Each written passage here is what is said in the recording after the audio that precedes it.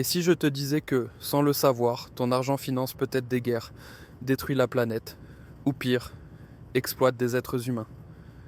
Oui, même si tu n'as jamais investi un seul centime en bourse, même si tu laisses juste ton argent dormir à la banque. Moi aussi j'étais sous le choc quand j'ai compris ça. Mais aujourd'hui, on va reprendre le contrôle.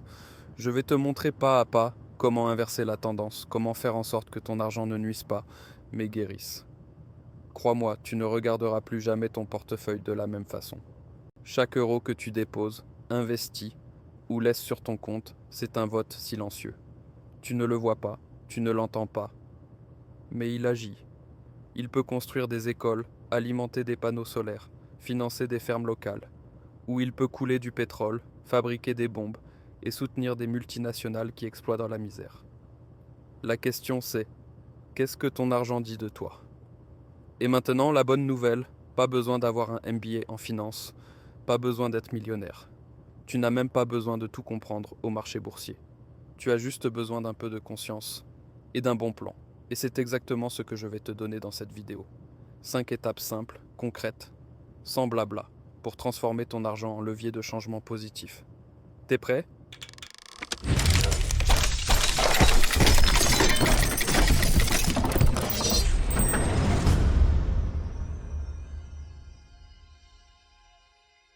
Tu veux savoir si ton argent soutient des valeurs ou des horreurs.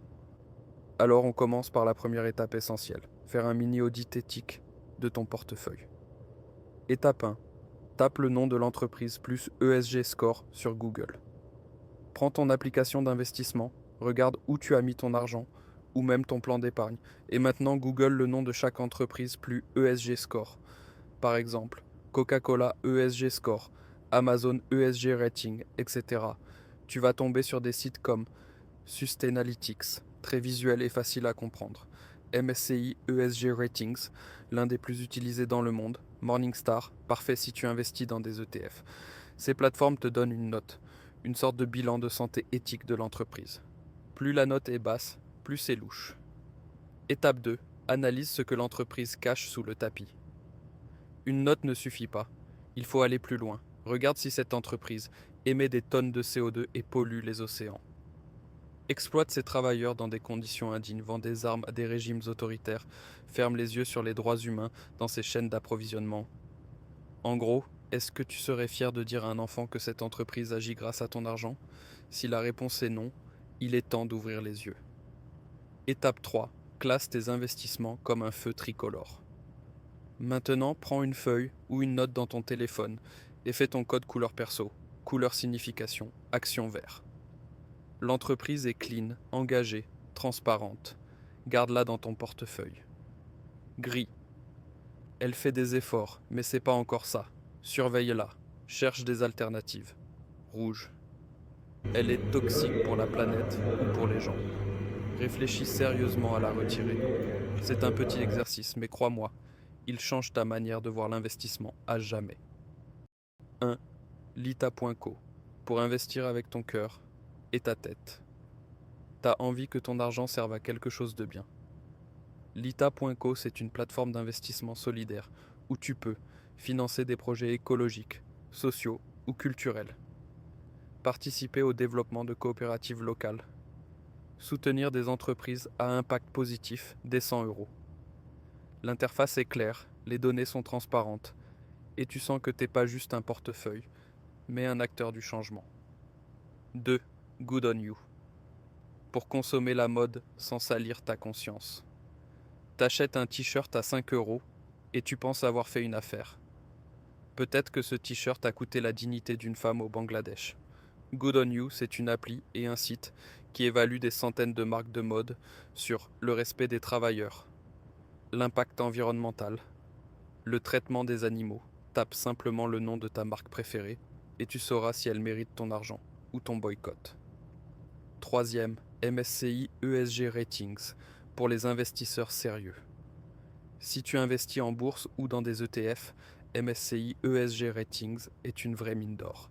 C'est une base de données complète et gratuite qui te permet de comparer des entreprises sur leurs pratiques éthiques, voir l'évolution de leur score dans le temps, comprendre où elles brillent et où elles dérapent.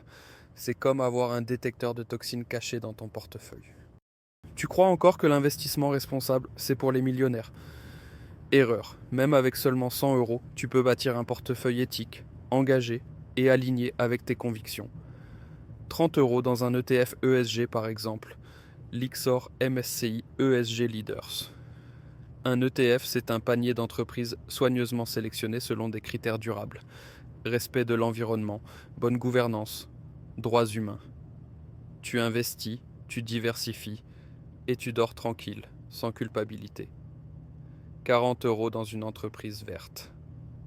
Par exemple, Ørsted ou Enphase.